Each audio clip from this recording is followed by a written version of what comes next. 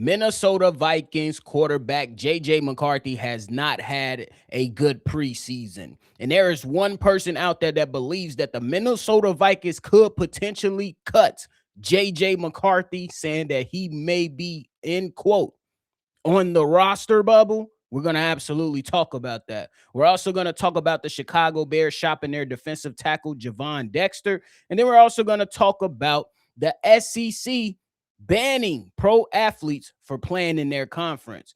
We're going to talk about it all, break it all down. But before we do, you already know you got to hear the music first.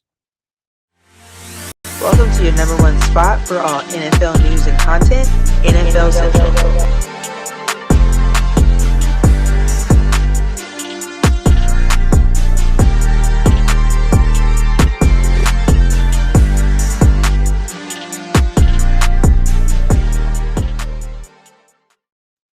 What's going on, football fans, and welcome back to another episode of NFL Central, your number one spot for everything NFL. I'm your host here, Bobby. No Steve-O today, but we still bringing you some fire content. Just a quick reminder, if you're not following, if you're not part of the show, join the NFL Central family regardless of the team that you root for. This is a place where everybody who loves the game can come talk they smack and talk the game.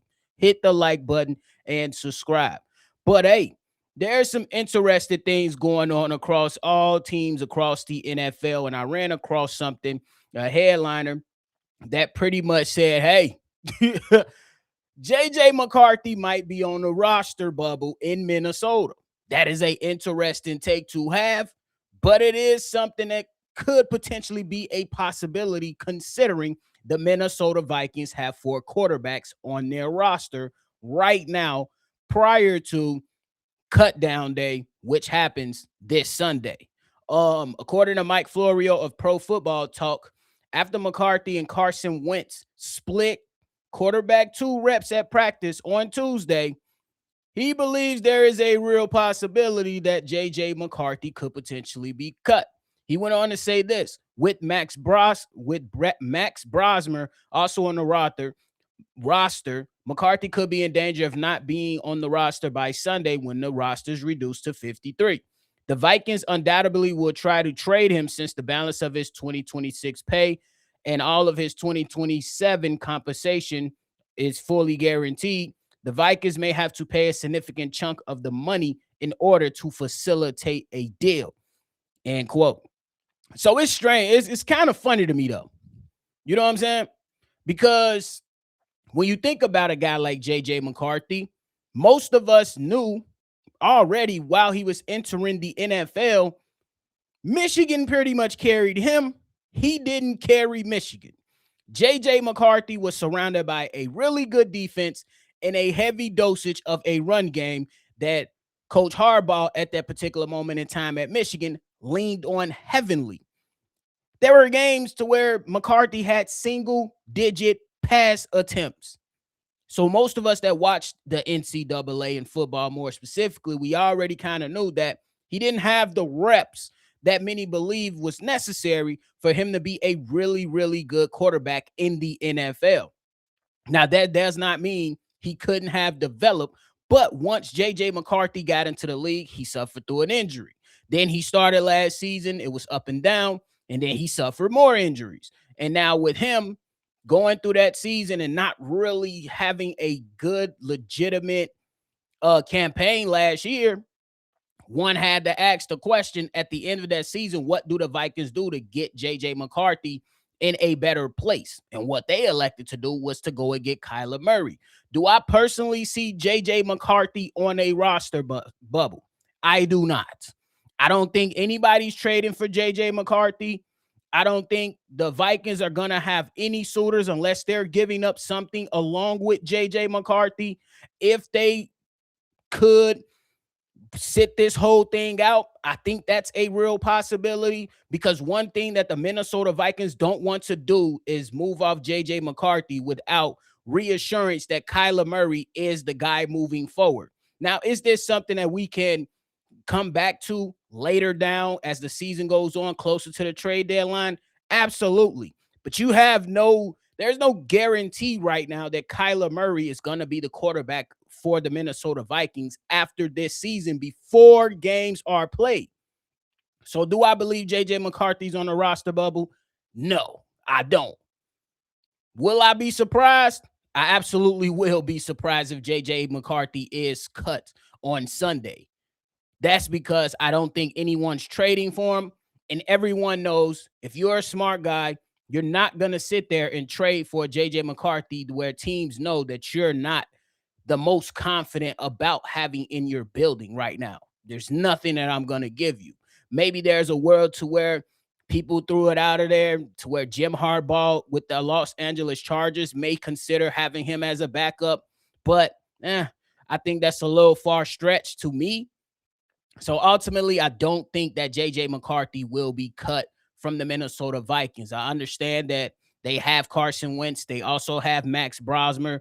I do not anticipate them keeping 4 quarterbacks on their roster. I think Max Brosmer could get cut and be added to the practice squad. And I think that's how they're going to roll in Minnesota until things unfold down the line. At right now, ahead of the last preseason game, I don't think JJ McCarthy is going to be cut. That's just my personal opinion. It was an interesting one from Mike Florio, but I just don't see it happen. If it does happen, we'll be right here reporting it all and breaking it down, as it will be a shocking move across the NFL if JJ McCarthy was cut by the Minnesota Vikings.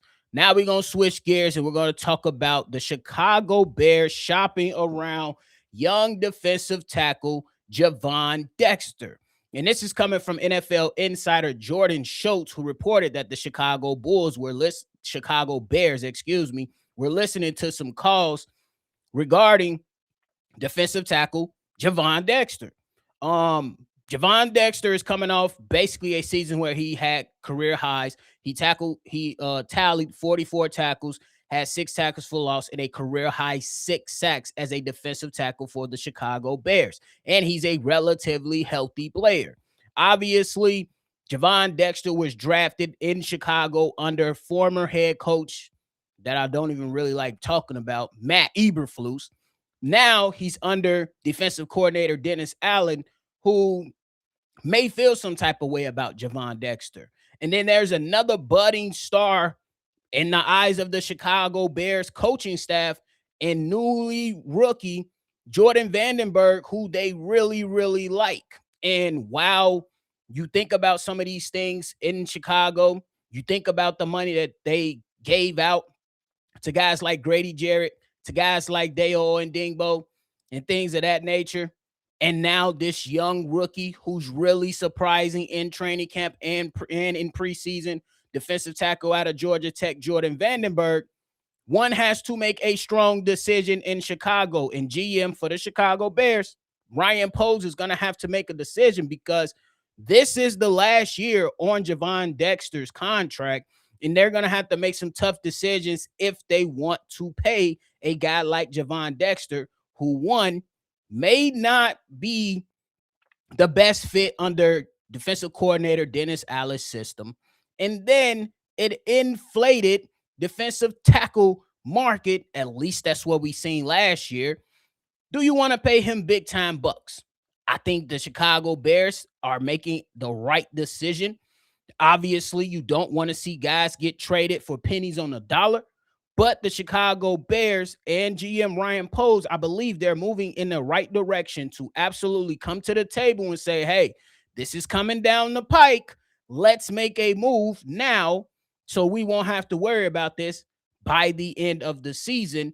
And this could potentially open up more opportunities for this young rookie in Jordan Vandenberg, who has been surprising throughout training camp and solid in preseason. It's some of the rolls of the dice that most of these GMs and decision makers are going to have to make. So I don't see why they will refuse to try to make this decision here. So it sucks for some Bears fans who are fans of Javon Dexter.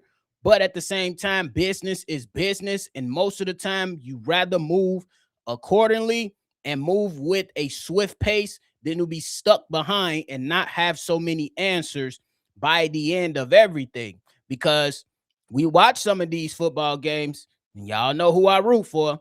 Watching the Chicago Bears, you see a little bit of what you can get out of the young rookie in Jordan Vandenberg, and you see what you can get out of newcomers in Neville Gallimore and James Lynch from the interior pass rush. Those two guys, along with that rookie, so three guys, are really, really intriguing to the system that Dennis Allen runs in Chicago. What would a package look like? I'm not too sure. I know that some people are saying, hey, at the very minimum, third round pick. I don't think it goes above that. Or there's some discussions around Chicago. Could this be a setup for going after or revisiting a Max Crosby contract in Chicago trade, for to bring Max Crosby to Chicago? Now that's an interesting one. That's an interesting one. The interesting thing is, are the Chicago Bears dangling defensive tackle Javon Dexter out there in the market to try to revisit the Max Crosby trade? If they are doing that, that makes a lot of sense for the Chicago Bears, who still has a major question mark regarding their pass rush. If Ryan Poles is cooking that up, Chicago, you will be happy if they can help, if they can figure that out. It'll be good for y'all. But hey, we'll see what happens with that. And before we get up out of here, we got to talk about the SEC. I don't know what's going on with my chair, but we're going to keep it rocking. The SEC has now banned pro athletes from playing in their conference. So yesterday, me and Steve-O, we broke it down, talked about how the Big Ten said, oh, no, ain't no pro athletes are going to be going and declaring for the NFL and returning to any team that plays or is a part of the Big Ten. Now the SEC has came out and they voted unanimously to ban pro athletes from playing in the SEC once they have left their institution for opportunity in the pros.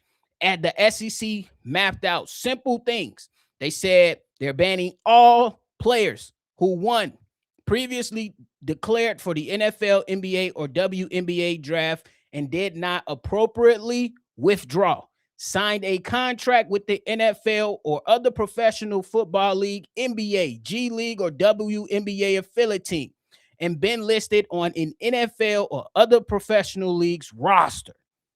So the SEC, they mapped the whole thing out. And honestly, I'm happy that they did it.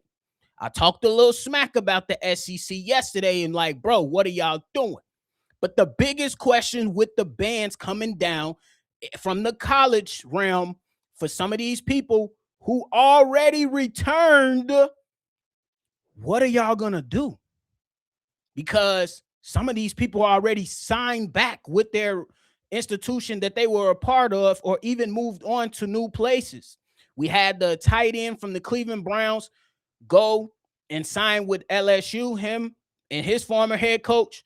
From the basketball realm, my team, the Chicago Bulls specifically, we had a player by the name of Donovan Atwell out of Texas A&M leave the Chicago Bulls after playing during Summer League and then go back to Texas A&M.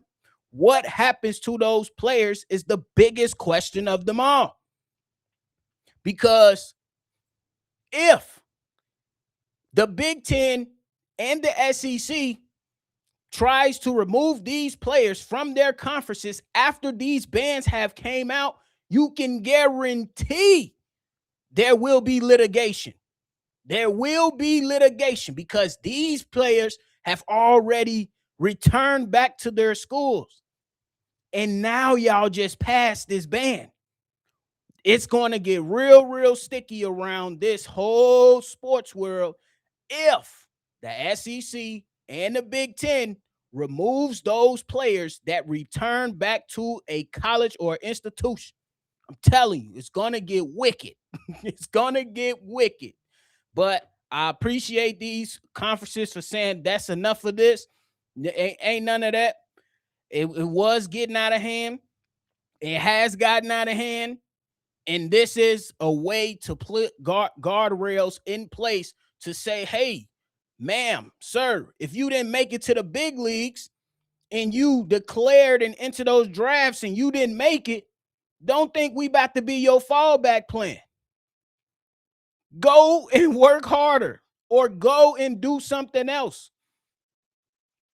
That's just how shit go. So it is going to be interesting to watch. It's going to be interesting to talk about. It's going to be interesting to see how all this stuff unfolds. Because one last time, we got players that already signed back with colleges before this ban came down. What's going to happen now that the bans are here? Are they going to remove these players? I just a person that's interested in all this. I can't wait to see what happens. But hey, that is it for me today, y'all. I appreciate y'all for tuning in to another episode. Before y'all get up out of here, ensure that you hit that like button and subscribe to the channel. This is a place for all football fans. Y'all know where I rep. Come in the comments and come and join the family and talk about your team. Talk about and add on to the conversation for the love of the game. But hey, man, we appreciate y'all. Make sure you always love football. And y'all already know we're going to catch y'all on the next one for sure. Peace. This has been a presentation of the Breaks